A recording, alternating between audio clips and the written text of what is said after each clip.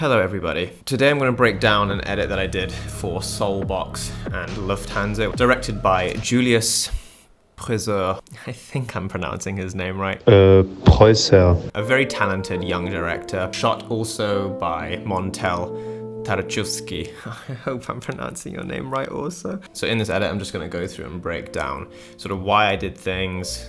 Julius had like an awesome shot list that he already laid out, but what I tend to do, I go through and essentially pull up things, the shots that stand out to me, and I always try to watch like through all the footage. Once I understand like what is contained in this kind of edit, then I can kind of figure out in my head how they're going to approach it.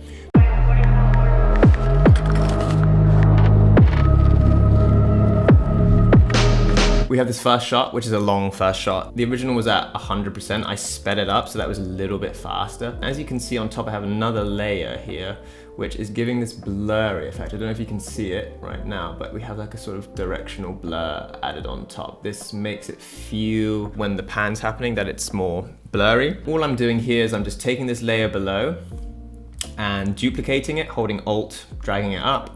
And then on top, I've just faded up the opacity and then added a directional blur on top, which I've put at 90 degrees.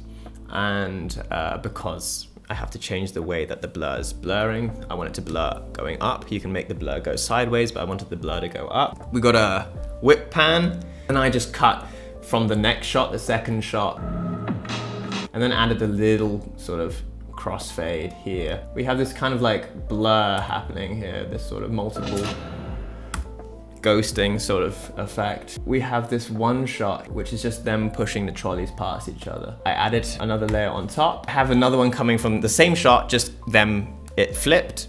And then on top, we have another shot, which is just them further back. And we just have 3 layers of them. I feel like without the light leak, it kind of looks a bit dead.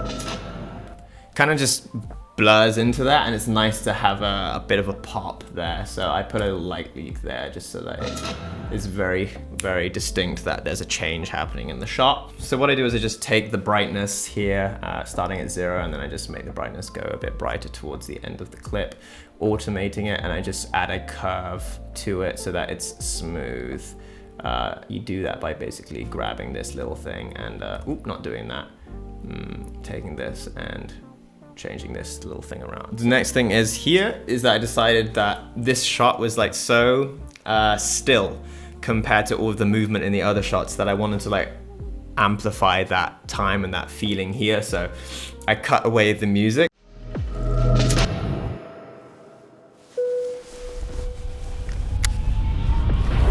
And then I add this noise. We'll go to sound design later, but I add the noise of like the airplane seatbelt sign coming on. That sound feels like they're getting ready to sit down in the chair. So these were just a series of shots from Montell, the DP, coming in, doing a lot of like movement shots going in and out. And I just picked from the best kind of ones here where it felt like he was getting changed. I cut them very short so that the pace is fast. So in post, I'm often like reversing the cinematographer's kind of work. This has been reversed, not reversed, it's just like this.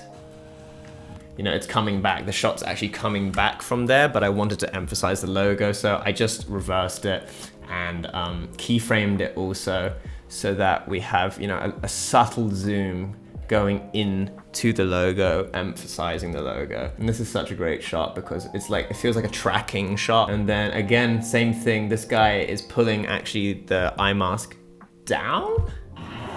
Yeah, he's pulling it down in the original and you just reverse it here so that he's pushing it up. It looked better, that's all I'm gonna say. What we have here is just, I zoomed the hell in for this window shot. This is the original. I was just like, oh, why don't we use this light bit as a transition? After just zooming it in and getting the position right, so we zoom all the way in, adding a bit of directional blur, again, automating that directional blur / keyframing the directional blur so that it blurs up towards the last second, then adding some brightness and contrast so that it goes even brighter.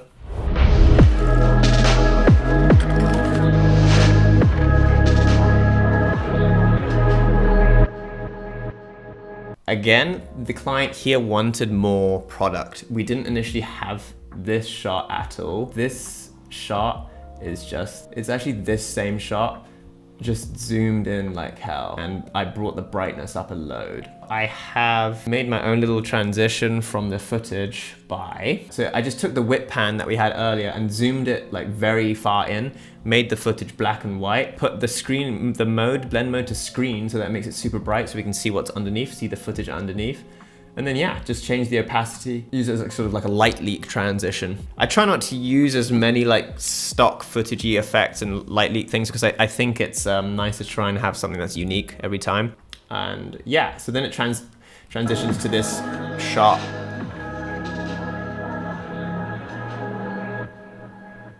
The client also wanted this to be longer, so the soundtrack actually ended here. I could have just added some reverb to the track, the audio channel, and then kind of let it just fade out, but I wanted to add a delay and a nice sounding delay. So I exported I took the original soundtrack and then we're left with this. To make that effect, what I did was I grabbed the final video, I added some Echo Boy to it, which is an echoing VST. It's like a plugin, so it's like an echo effect. And then I just automated it so that we have, and then I exported this project.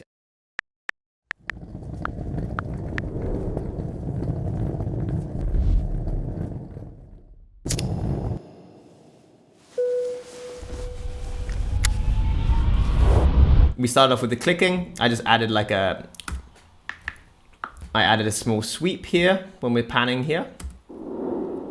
Roller sound here. We have a reverb coming from the main track here, from the lighter sound also. And this ting sound, I'm gonna find it for you. That's the lighter sound. And then I even add, because if you stop the sound abruptly from the soundtrack, which I did here, this is the soundtrack, and you have no reverb there, it sounds really bad. So I put this into a reverb channel. So I added reverb to this whole channel, not just to this piece of sound, by going to the audio, going to here, and I just added studio reverb. And the settings that I usually use is the Great Hall preset. I just grab the Great Hall and then I adjust the room size, the decay, and then the dry and the wet. Dry is like how much of the dry sound, how much of the original sound is coming through, and then the wet is like how much of the affected sound is coming through. And so when this sound is, the soundtrack is ending, it carries on and doesn't just drop dead abruptly when the music stops. So I also add this sound, the seatbelt sign, into that same channel of reverb. A bunch of Foley sounds here to complement the fact that they're changing their clothes. So this is like a lot of ruffle duffle sounds. Let me turn off that jet engine. And then I have this plane sound, which I use as like a riser, the sound of a plane taking off to inform that the music is going to come back in. So it's like a sweep. And then we fade the music back in here. And what I did here was I just took the music out and I added a low pass filter. So a low pass filter means that the low frequencies are able to pass through. And I automated / keyframed it here so that, as you can see, the 3000 hertz going to 22,000 hertz, I believe. Like sounds like an underwater style effect. And then it's coming like up more clear, if you can hear it.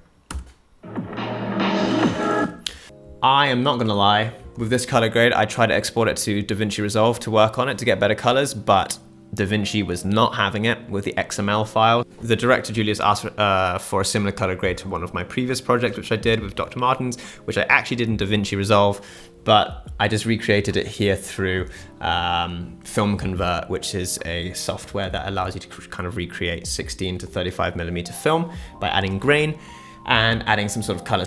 film grain, I put Super 16, and then the grain response, I changed the size, the softness and the strength to be kind of just soft and moderate, not too much grain. I didn't want it to be like crazy big or anything. If there was anything that was needed changing majorly, I just went in here and just added individually to the clip, like changing the highlights or something slightly. So it was basically like just adding a filter on top. I'm not gonna lie, I didn't go crazy on the color grading here because of that problem with DaVinci and because of the time that I had to work on this project. And my philosophy is that if it looks great, it doesn't technically have to be done correct. Like, that's my personal opinion. I did not learn any of this filmmaking stuff traditionally at all. I learned everything on YouTube and online, so that is where there's a gap in my knowledge, but fuck it. Honestly, I think this looks great. Thank you for watching. I hope this has been of some use to you, and yeah, have a lovely day. Take it easy. Peace. Catch you in the next video.